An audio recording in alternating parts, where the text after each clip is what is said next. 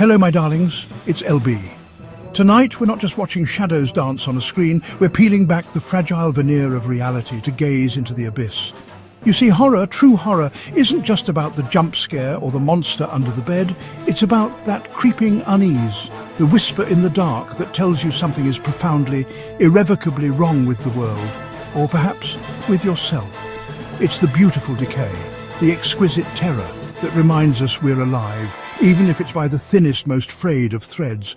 We're about to embark on a journey, you and I, into the fragmented nightmares of others, captured in these fleeting glimpses of terror. Think of them as postcards from the edge, little windows into souls teetering on the brink. Get ready to be terrified as we dive into some of the most spine-chilling horror shorts ever created. Each one is a perfectly crafted jewel of fear, designed to lodge itself deep within your psyche and fester. Consider this your invitation to the macabre ball, where the mundane meets the monstrous. But before we proceed, a word of caution, a gentle hand on your shoulder before we push you into the darkness. What you're about to witness is designed to unsettle, to disturb. It's a curated collection of anxieties, a symphony of screams. Viewer discretion is advised. If you're faint of heart, perhaps turn back now. For the rest of you, the brave, the curious, the ones who find a strange comfort in the cold embrace of fear, well, you're in for a treat, or perhaps a trick. Our first descent takes us to a place many of us have known, yet few have truly seen. The anonymity of a hotel room. Room 13. Even the number feels like a deliberate wound, doesn't it? It's not just a room, it's a repository of forgotten moments, of transient lives, of emotions soaked into the very fabric of the wallpaper. Imagine the countless souls who have passed through, each leaving an echo, a residue of their joys, their sorrows, and yes, their terrors. What if those echoes never faded? What if they grew stronger, angrier, more desperate for acknowledgement? This isn't your grandmother's ghost story, my friends. This is about the suffocating weight of the unseen, the palpable presence that clings to you like a second skin in the dead of night. It's the creak of the floorboards when you're certain you're alone, the stain on the ceiling that seems to watch you, the cold spot that drifts through the warmth of the heater. Room 13 has a story to tell, a story written in the language of shivers and shadows, a narrative that unfolds when the lights go out and the city outside falls silent.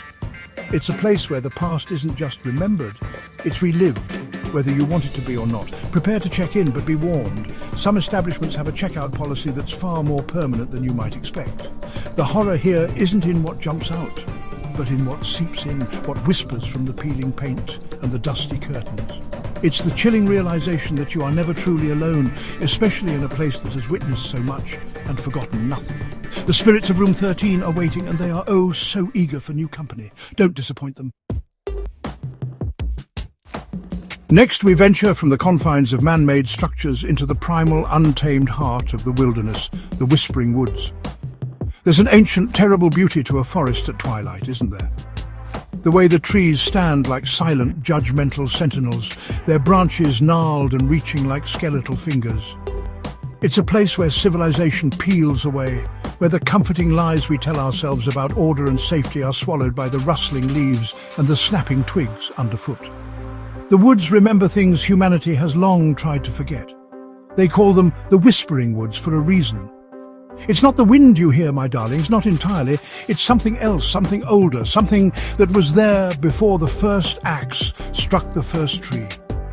It's the collective sigh of the lost, the murmur of forgotten rituals, the hushed promises of things that dwell just beyond the reach of your flashlight. This short taps into that deep-seated ancestral fear of the dark, of being small and vulnerable in a world that is vast, indifferent, and potentially very, very hungry. What happens when the path disappears? When every rustle of leaves sounds like a footstep, every shadow seems to take a familiar yet horrifyingly distorted shape. This story isn't just about getting lost, it's about being found by something you never knew was searching. The deeper you go into these woods, the more you realize the whispers aren't just around you. They're starting to come from inside you. It's a seductive, terrifying call to the wild, to the darkness that lurks within us all, mirrored by the impenetrable gloom of the ancient trees. Chapter 3. The Dollmaker's Curse, Playthings with Malice. Now, let us turn our gaze to an object of supposed innocence, a childhood companion twisted into a vessel of pure, unadulterated dread, the doll. In The Dollmaker's Curse, we explore that uncanny valley where the imitation of life becomes a grotesque parody. There's something inherently unsettling about a doll's fixed stare, its painted smile that never wavers, its silent, watchful presence in the corner of a room. This isn't about childhood fears. This is about the terror of the inanimate given a malevolent spark. Imagine a craftsman, a doll maker, whose hands don't just shape wood and porcelain, but imbue his creations with something far more sinister. A lingering sorrow, a forgotten rage, a curse passed down through generations, stitched into the very fabric of these miniature effigies. Each doll a tiny prison, each painted eye a window to a tormented soul. They sit on their shelves, perfectly still, yet you can feel their collective gaze, a silent judgment, a patient hunger. They are waiting for something, or someone. This short will make you rethink every cherished plaything, every forgotten toy gathering dust in the attic. It preys on the idea that some objects absorb the energies around them, becoming conduits for forces we cannot comprehend. The curse isn't just on the dolls. It extends to anyone who dares to possess them, to love them, to even look too closely. Prepare to be unsettled by the silence, by the slight turn of a head you could have sworn was facing the other way. The doll maker's creations are not for playing, they are for praying. Chapter 4. The Midnight Caller. When silence screams. As the night deepens, so does our journey into fear. Our fourth short, The Midnight Caller, taps into a very modern anxiety, yet one with ancient roots, the terror of the unknown voice, the unseen threat that breaches the sanctity of your home through the most innocuous of devices, the telephone. That shrill ring in the dead of night, shattering the silence, instantly sets every nerve on edge. Who could it be? And more importantly, what do they want? This isn't just a prank call, my dears. This is a calculated intrusion, a voice that knows too much, a presence that feels impossibly close despite the distance. The horror here is psychological, a slow, creeping dread that worms its way into your mind. The caller's words are carefully chosen, designed to unravel your sense of security, to make you question your own sanity.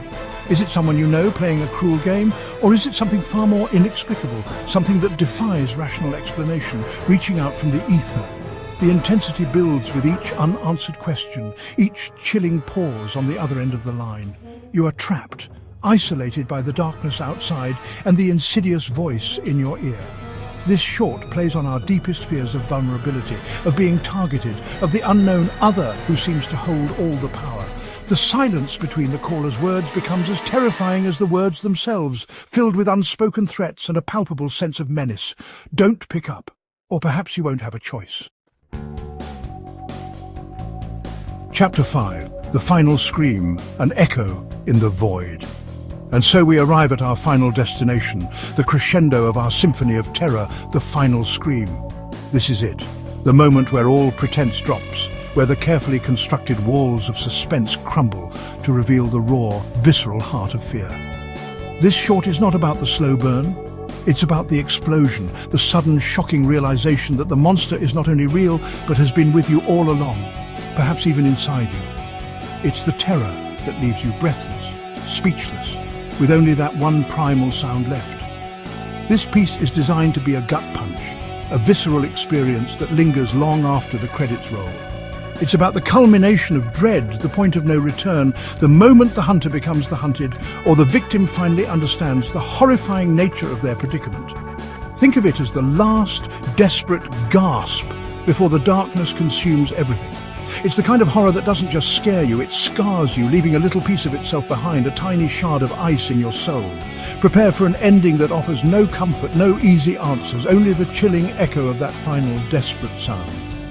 This is where the unspoken becomes screamed, where the shadows take definitive, terrifying form. It's a stark reminder that sometimes there is no escape, no salvation, only the horrifying truth. The final scream aims to be just that, the last thing you feel, the last thing you remember before you try, perhaps unsuccessfully, to shake off the icy grip of what you've witnessed. It's a beautiful, terrible punctuation mark on our journey. And just like that, the curtain falls. The screen goes dark, but the images, I suspect, will linger. That's the delicious cruelty of truly effective horror, isn't it? It doesn't end when the story does. It burrows deep, finds a cozy little spot in the back of your mind, and waits. It waits for the quiet moments, for the dead of night, for that instance when you're alone and the house makes an unfamiliar sound. That's when it whispers hello again. We've journeyed through haunted rooms, whispered woods, cursed playthings, and terrifying calls, culminating in that one final indelible scream.